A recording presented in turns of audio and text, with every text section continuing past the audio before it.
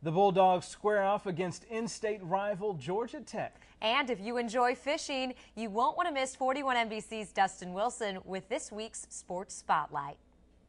All right, thanks, guys. On this Thanksgiving Day, most people scurry through the kitchen worried about their prized bird roasting in the oven. But Jonathan Herndon won't be making turkey calls anytime soon. He's a fisherman through and through. If it didn't involve going to the restroom or eating to an extent, my dad and my mom said, figure out, your own way to do it. But they also fished a lot.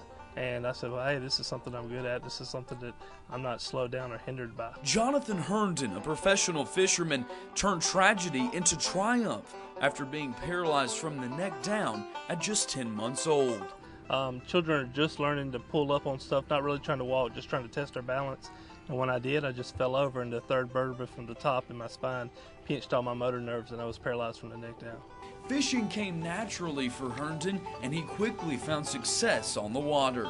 Fishing was one thing I could really compete at. I could really, put it to the guys, and really just compete and win. Herndon is a fisherman by trade, giving guided tours, fishing tournaments, and working on new techniques to land the next big catch. The key to catching big catfish is make sure you have a big enough hook to pass the plate in the catfish's mouth. You want the circle hook to turn right into the corner. And if you load that hook up with bait, you're not going to really catch any fish because the hook's not going to be able to do its job. So we'll have a piece of fresh bait here.